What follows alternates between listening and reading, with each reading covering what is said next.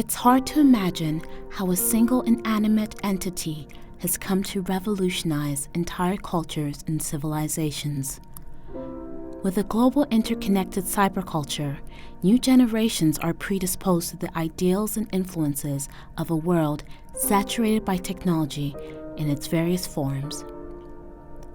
With the ability to instantly connect and interact through digital and electronic mediums, the very existence of technology has enhanced not only communication, but the very nature of human relationships, transcending from the physical to the virtual. As cybernetic organisms, we have now become superior to the verbals and nonverbals of human communication. Rarely do we feel the need to exercise our five senses. Rarely do we determine physical attraction from one's dilated pupils or lingering eye contact. Words that were once voiced out loud and heartfelt messages that were once written by hand have now become overshadowed by instant messages and emoticons. The very nature of romantic relationships has been greatly affected with the growing presence of social technologies and networks that even William Shakespeare could not have foreseen such a change. From emails and text messages to the internet and social media networks such as Facebook and Twitter, technology has indeed brought us closer together. And yet, in spite of instant connectivity and communication, it has slowly diminished the indigenous acts of face-to-face exchange. Thus, the question remains, has technology really hindered the quality and social competency of romantic relationships, or has it simply redefined them? Technology's widespread popularization over the past decade in regards to social media has meant that text messaging and social networks have taken over as the most efficient method of communicating with one another. In the United States, 66% of adult couples who are married or in relationships have acknowledged the internet, cell phones, and social media as key influences affecting the emotional intimacies within their relationships. Some have quarreled over its use, which has resulted in hurtful experiences and heartbreaks, while others have found these technologies to facilitate communication and support. According to recent statistics provided by Pew Research Center's Internet and American Life project, from those who view technology as a source of support and communication, 25% of them have texted their partners when they were both home together. 21% of them have felt closer to their partners because of exchanges they have had online or through text messages, while 9% have successfully resolved arguments with their partners online or by text message that they could not in person. These reports, although telling, are further refuted by additional statistics which claim the use of technology to be a source of tension, with 25% of cell phone owners who have felt that their partners have been distracted by their digital devices when together.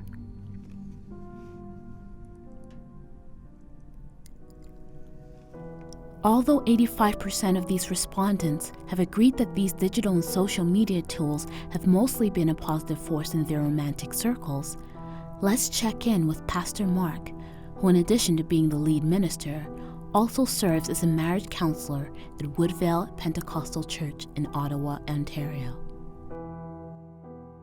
And so how do we communicate?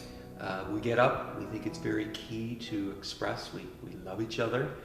And we think it's very key when we go our separate ways in the day that we share words of love and appreciation, because you don't know when you go your separate ways what a day holds. Anything can happen.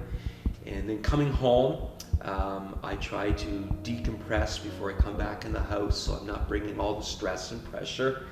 And going to bed, we want to make sure that we communicate, we love each other.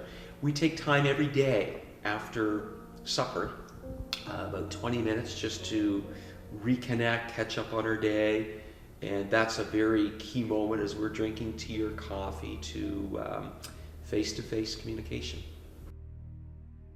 We've been apart probably no more than a week, just for different reasons. She went home to visit her family. I was speaking at a camp or at a conference, mainly phone. Yeah, we'd pick up the phone and talk to each other daily. I don't think anything can replace face-to-face conversation. I mean, years ago, obviously, I remember we were dating. We'd write each other letters long before the days of texting and Facebook and whatnot. But I don't think anything can replace face-to-face conversation. I think for us, texting, if we're going to use that in a relationship, it's more for facts. I think your heart, your feelings are best shared verbalizing one-on-one and just letting our hearts communicate one with another. Why is it so high for them to resolve? I think that's the way they communicate.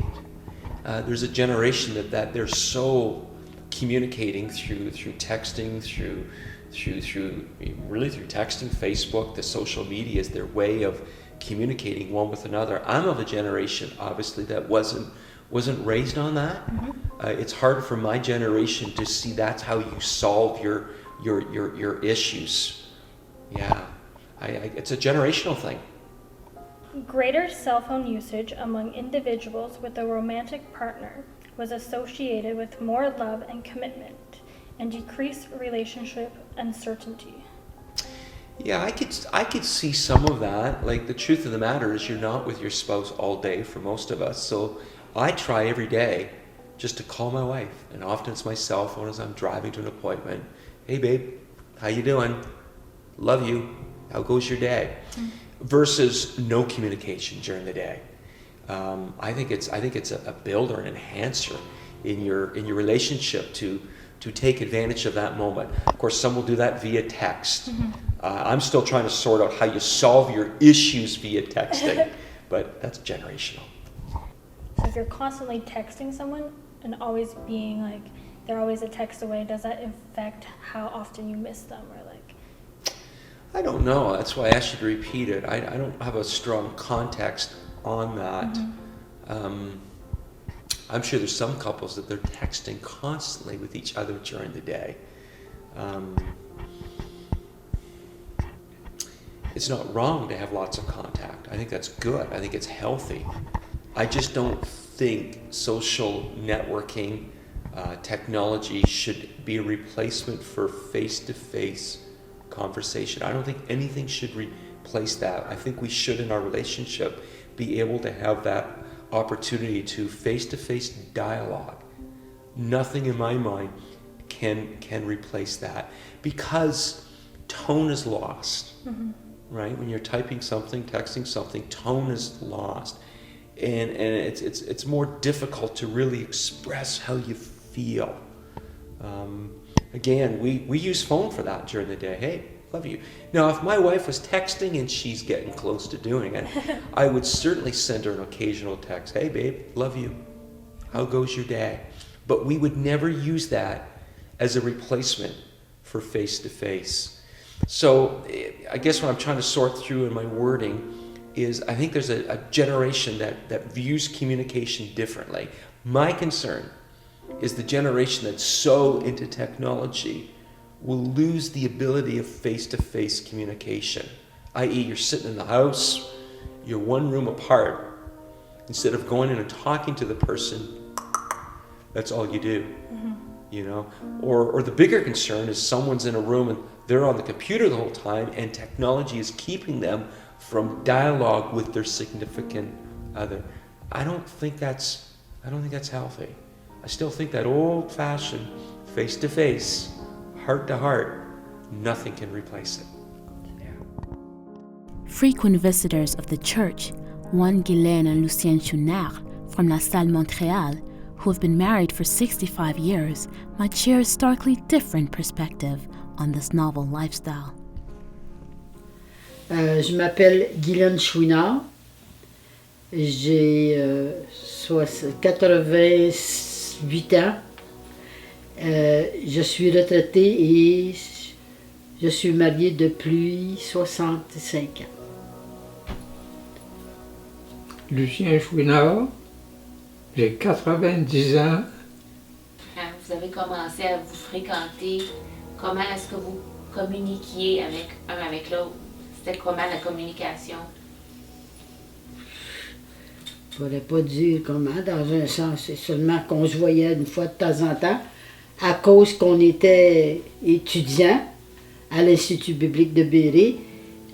On ne pouvait pas, disons, se fréquenter durant les cours, durant les années, mais après, c'est seulement quand on pouvait se voir. Puis c'est surtout par correspondance. Mais on s'était connus à l'Institut biblique de Berry parce qu'on était là 3 ans ensemble.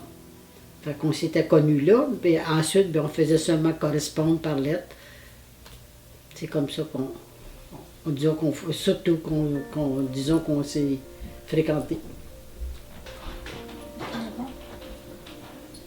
Tu communiques par téléphone avec Tante Lina, Oncle André. Ah, c'est vrai, par téléphone. Mais oui, c'est vrai, par téléphone, à part de ça, puis à part de ça, pas tellement, parce que j'ai seulement qu'une sœur en dehors de la ville, puis avec ma fille, que je téléphone, puis c'est à peu près comme ça.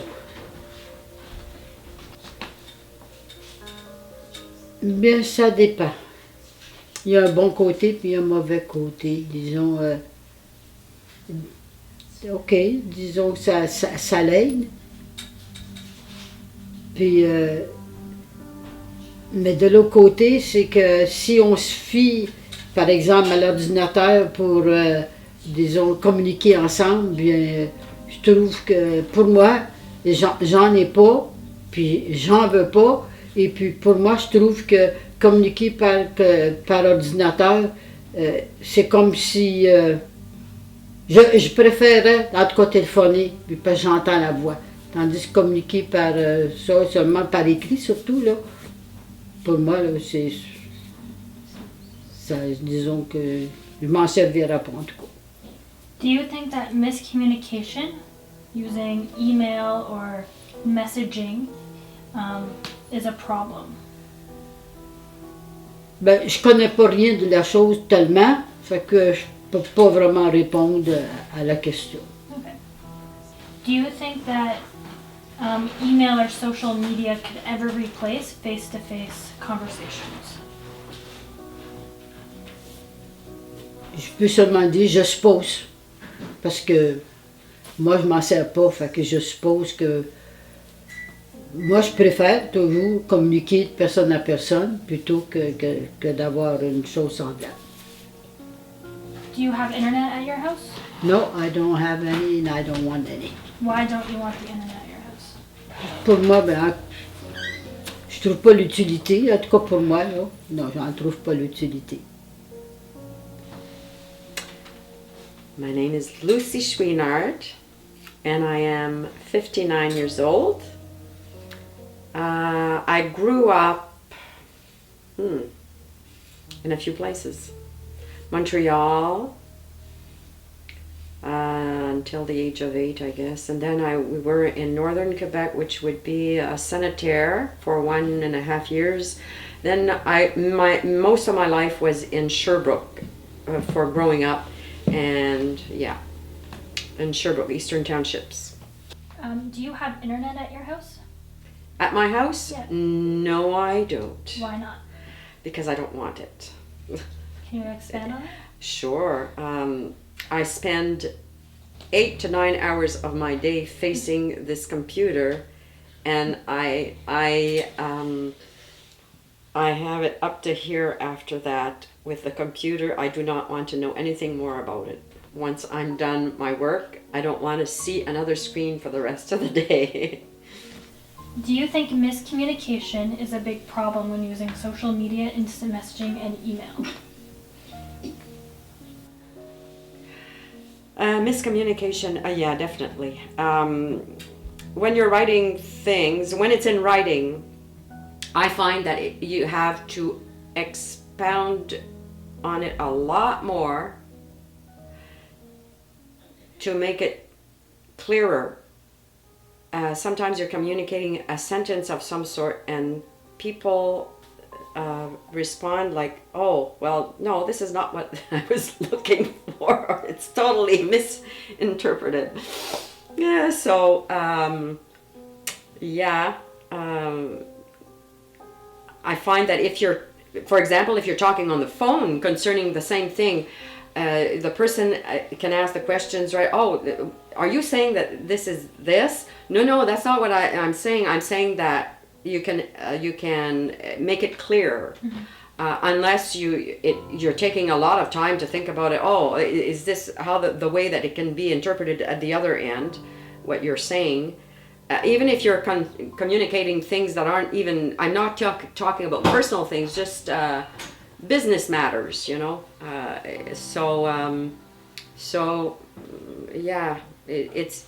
It can be easier to misinterpret what people are saying when you're communicating using technology. Yeah. Guylaine and Lucien represent the GI generational period, a time when storytelling and family institutions were the primary cultural forms of communication, and relationships were instilled with the values and creeds of their lineage. Now, with the increasing growth of technology and the new media, younger generations of today are born into a fast-paced digital world in which they have become children of the network.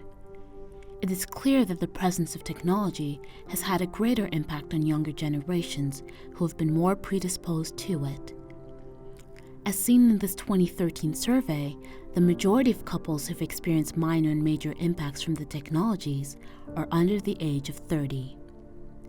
Such can be agreed by Richard and Joanne Melser of Ottawa, Ontario, who are parents of 3 young adults.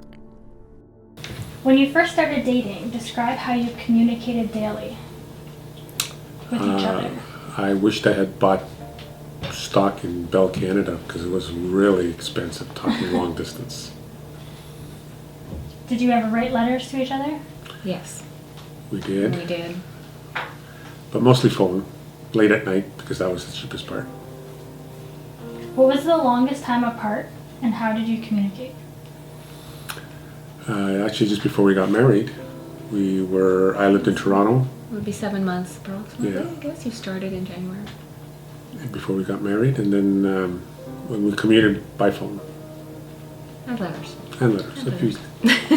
Do you think miscommunication is a big problem when using social media and instant messaging?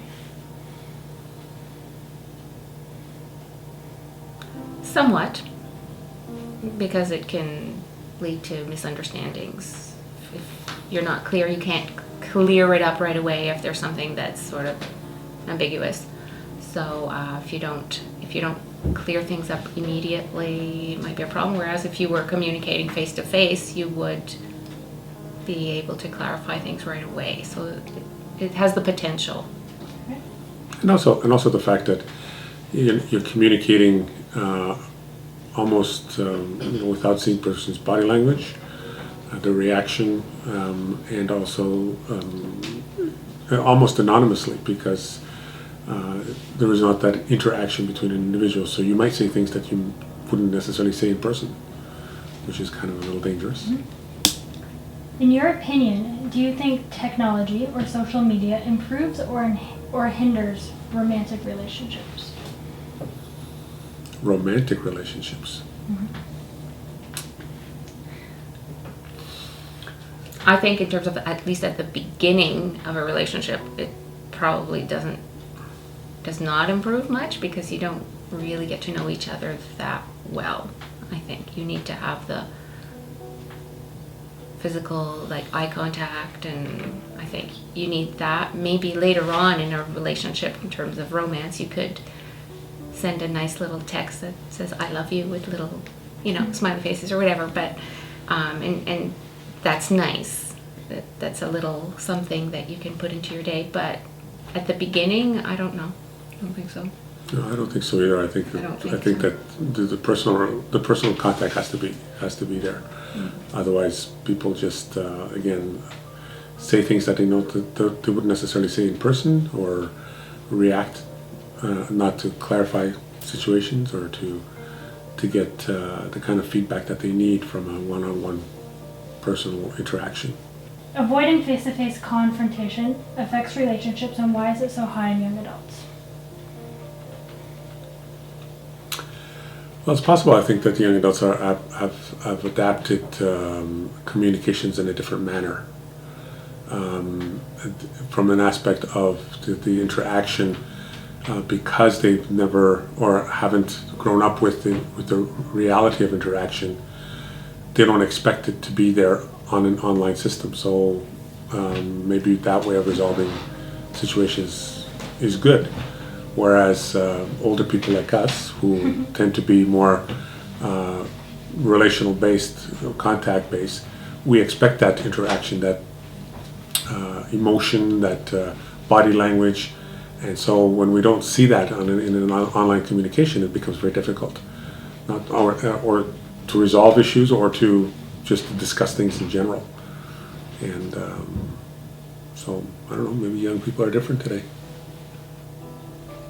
I think they probably could use it to test the ground. Let's say if they want to resolve some argument or something, they could probably text first or do whatever, just to test the ground to see if the person's ready to talk, rather than even using a phone or person showing up at the person's door, where they might be, the rejection would be more hurtful. Whereas doing it by texting or messaging or whatever might just be to test the ground and then move on to the next step. So it could be a useful tool, but I don't think it should be used strictly just that way to resolve your arguments. Like, that doesn't seem reasonable. What kind of technology do you guys use on a daily basis, and what kind of social media do you use? Well, I like to, personally I use obviously a cell phone. I have a tablet as well. It's more for consuming information rather than actually communication. I'm active on Twitter in terms of, again, gaining information. I don't tweet at all, or rarely. I have a Facebook account, but I don't really manage it or maintain it in any way. So in reality, from a communication perspective, I hardly use it. It's more for consumption. In terms of social media, I'm not using it right now. I used to do Facebook and Twitter, but I've chosen not to do that for a while, giving it a break. And I'm happy with that. And I figure if people want me to know something, they should make the effort to tell me personally, as opposed to putting it somewhere where everybody else can. It's sort of very impersonal to give news by, like, say, oh, I'm pregnant via Facebook, for example. That's not personal. They don't care whether I really know or not. It's just if I happen to see it or whatever. If they really want me to know something, they should let me know, make the effort to let me know personally. So I don't care too much about not being on Facebook or Twitter anymore. The effect technology has during specific periods of romantic experiences can certainly be viewed from different perspectives. Such opinions shared by Richard and Joanne are challenged by those of John and Katrina Kuhn, who, although are still young newlyweds and may be inclined to uses of technology, share mixed views on how technology has impacted their lives. I'm John, I'm 25, and I am an RF technician for the City of Ottawa. I'm Katrina, I'm 24, and I'm a store manager for a local boutique. And we've been married for... Almost 2 years. Was I missing a thing? Yeah, we used Instant Messenger, like MSN, a little bit. At the beginning? And text messaging a lot. Phone calls, quite a bit too. Okay. So that's it. What was the longest time apart that you guys were apart, and how did you communicate during that time? first year of university, after we've been dating for a couple of months, I moved away. And so it was probably about a month until I moved back. And we mostly communicated through Skype, text, and MSN. How has technology changed the way you used to communicate with others? I say LOL out loud. Okay. When I was a kid, you would walk over to the neighbor's house, knock on their door, hey, do you want to play? Whereas now, you wouldn't do that. You'd call your friend, you'd send them a text to, update your life, or, before hanging out. Even hanging out now, like hanging out always, before you hang out, you kind of need to send some sort of message across to say, to like set up the hangout, or there's no longer just showing up at somebody's house, really. You kind of have to like I've gone to people's houses and texted them from the doorway saying, hey, I'm coming over, and then I've knocked. And that's just, I don't know, the expectation now, I guess. It's a little bit different than when we were kids, I guess.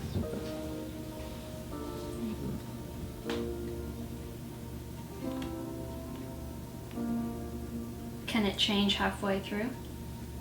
I think it would be, like, we clearly used it at the beginning of a relationship to get to know each other, but then once we were already dating, it was more of a hindrance, because you do end up getting in these situations that, miscommunication. Like, I guess some technologies would be better, like a telephone, versus actually texting, because then you get your instant feedback, you can hear each other. But there's no reason nowadays that I would be needing to, like, instant message him. I guess I agree with that. It's, I don't know, social, like, instant messaging and stuff isn't romantic, really. So I guess it's kind of a hindrance in that way. It's convenient, but it's not really a romantic way of doing things. Maybe a phone call can be romantic, but I don't see a lot of romanticness, if that's a word, in like text messaging or romance, I guess is the word I'm looking for.